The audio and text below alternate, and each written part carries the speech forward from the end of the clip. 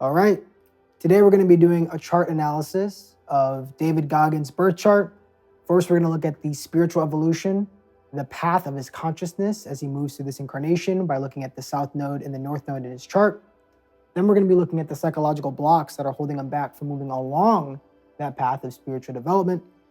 And then finally, the alchemy, which is going to be the transformational process I would recommend to him if you're one of my clients, even though he seems to be doing a lot already. So let's get into it. First, we always start off with the south node, north node. We're looking at the astrological chart.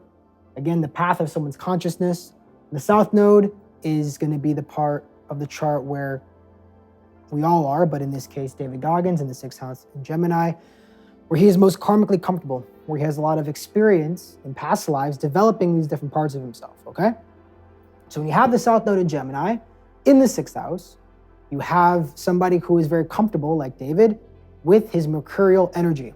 Gemini is about skill, it's about communication, it's about working with others, working with other people who have something that you don't have. That's why it signifies the twins or partnership in a way, but not partnership in a romantic way, more so partnership in teammates or two people who are coming together to fulfill a certain goal, okay? So David Goggins is pretty comfortable working with others to achieve a goal, developing his skills, using his intellect, being able to communicate. Now, growing up, he didn't have the easiest time communicating, but obviously, as we know now, he's on a bunch of podcasts. He's this figure, breaking bones, swimming with sharks or whatever, walking up mountains barefoot, doing a bunch of crazy shit. So this is all rooted in his Gemini because in the sixth house too, is all about hard work, daily routine, habits, illness, disease, enemies, obstacles, challenges, and delays. So David is very, very comfortable being in a space where he has to work and fight against other people, where he has to overcome obstacles, where he has to work, get up, and get after it every single fucking day.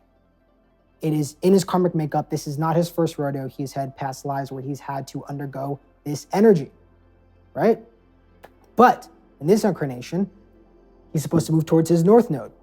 So in the north node, we have Rahu with Sagittarius in the 12th house.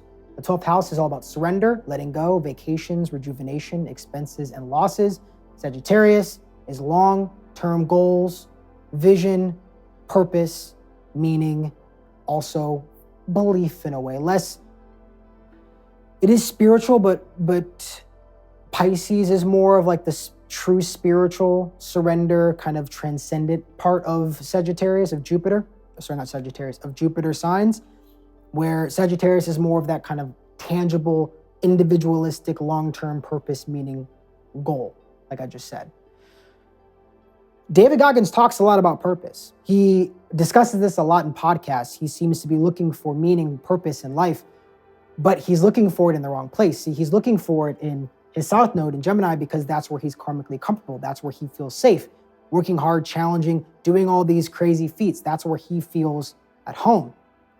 What he really needs to do, which would be, I think, painful for him, ironically, because it would be painful to live his life for most of us, but for him is actually letting go, surrendering, and doing less. Taking a break, taking enough time to look at himself in the mirror and dealing with the shit that he's using all of this hard work and publicity and constant activity to avoid. He's trying to avoid the inevitable, which is his trauma, which is his fears, his insecurities, all of those things. So he has to learn how to let go. We all have to learn how to let go and surrender to the process. And that's where he's going to find that meaning. That's where he's going to find that purpose and that,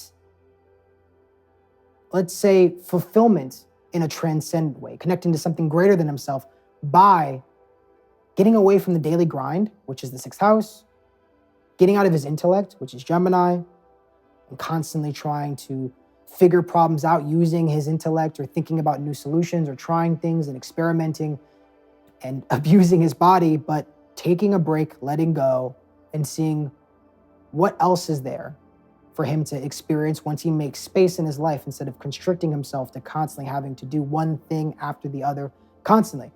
I have this to a certain degree. I have to Focus on letting go more and surrendering. This is not an easy thing. Even though on its face it seems easy, letting shit go and just vibing out leaves a lot of space for the shit you don't want to face to come up.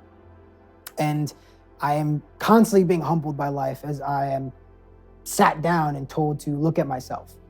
It was actually just happened today with one of my friends had to help me out. So I get it. I'm sure all of you to a certain extent can have this understanding that sometimes taking a break and slowing down can be painful, can be difficult, can be uncomfortable, especially for David because he's not used to that. He's not used to doing that in past incarnations.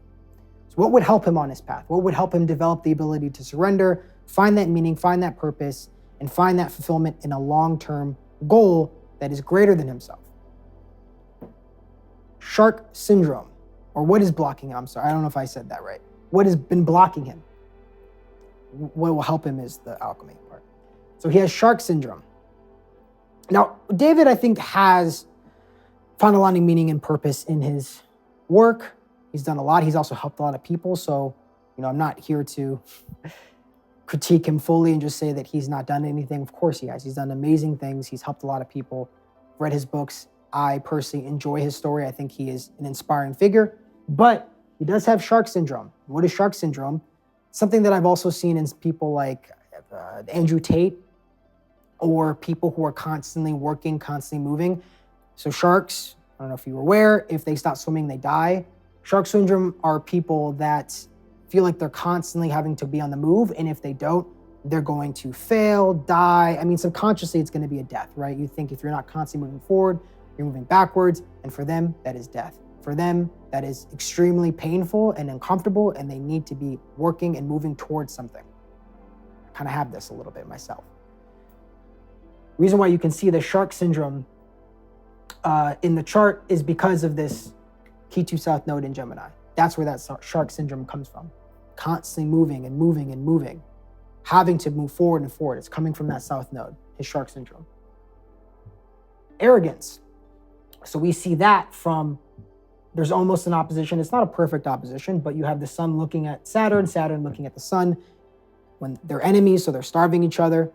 That means that you have the identity, which is the sun, your soul, looking at Saturn, which is your body, also represents the things that are not you, the external things that are not part of your reality that you're meant to ignore.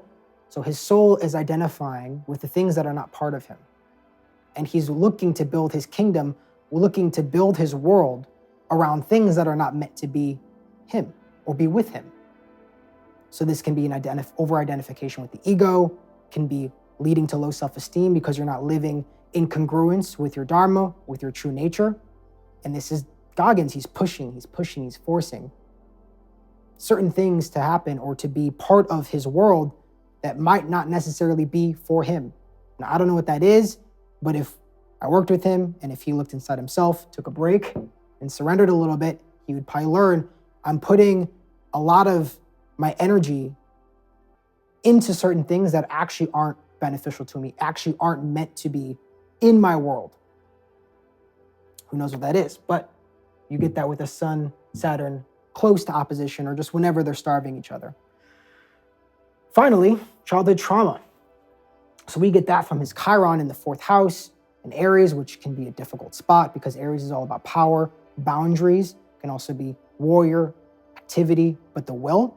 So when you have someone with Chiron in an Aries sign, or the sign of Aries, you have somebody whose will was wounded or damaged in some way, meaning that they were using their will in unhealthy ways, or other people were using their will on them in unhealthy ways. Usually it's both, right? Usually you misuse your will, you infringe upon people's boundaries, you, let's say, infringe on people's free will when that has been done to you. And so Goggins has had trouble with people. Also, it's in the 4th house of the home, of the mother, but also the emotions. So he has this deep wound rooted in his home. David Goggins was abused physically by his father. He had a very, very rough upbringing. There's a lot of trauma. There's a lot of wounds there. And he's turning that into something powerful through his work in the public sphere, doing podcasts, writing books, doing incredibly intense routines and superhuman feats with ultra marathons and all the like. He represents to a certain extent the very beautiful part of Chiron, which is you can turn your pain into power. You can turn your past suffering into fuel for growth. But again, he's over leveraging that shark syndrome in the 6th house when it but it would benefit him to move more towards that 6th or 12th house in Sagittarius, who's destroying his body a little bit less. So what would I recommend to him? What would help him move along that path? Going back to me misspeaking in the past. Ayahuasca. I mean, there really is nothing that forces you to let go and surrender more than ayahuasca. Also, it's feminine. You can tell he's a kind of a macho, hyper-masculine Navy SEAL energy.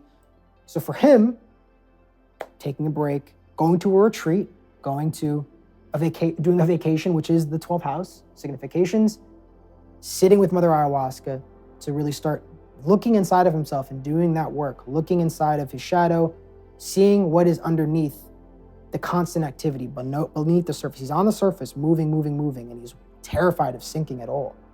He has to learn how to sink, stop and sink, and allow it to happen, to unfold naturally. Next is surrender, kind of the same thing. Ayahuasca would help, but also just natural surrender in everyday life. It starts to bring some humility. It can be difficult to overcome so much and still have to do more work, but through surrendering, through feeling his feelings, accepting himself, but more so just really slowing down to allow things to move as they may instead of trying to control things, through orchestrating or planning every second of his life through intense activity. Through that surrender, he's going to start to find that natural humility that comes up in him. Now, I'm not saying that David Goggins is naturally just inherently arrogant, and it seems like he's done a lot of soul searching and has already started to see his own humanity and tapped into his humility. But we can always do more and more work, especially when you have a Sun-Saturn opposition. We have a very intense super ego. We have a lot of intense ideals and a lot of intense ideas of how this is the way things need to be. That's Sun and Saturn fighting with each other. Finally, trauma transmutation. So this is kind of going back to the childhood trauma. Again, 4th house is the home. It's also your private life. So there's a lot of wounds there. Whenever he's at home, doing nothing, hanging out, that's when that Chiron wound starts to poke at him. That's when his childhood trauma starts to bubble up. So if he's constantly outside in the real world, doing activities, taking action, he gets to avoid all of the demons in the closet that were, let's say, birthed during his childhood, right? Maybe even carried over from past lives, because usually that's a reflection, our childhood, of how we ended our past life. So trauma transmutation, going inside of himself, facing that trauma head on, internally, not externally like he's been doing, but going inside of himself to feel that trauma and using that fuel for growth to surrender and let go, not do more work, not go on a bunch of podcasts, not even write another book, not doing more, doing less, and being able to really start to let go of that ego, which can be very, very difficult. All right. Thank you for getting this far. I really appreciate it. Would really be grateful for a like and a subscribe. And also curious to hear your opinions, your thoughts. If you agree, disagree, either way, would love to hear what you have to say. Thank you.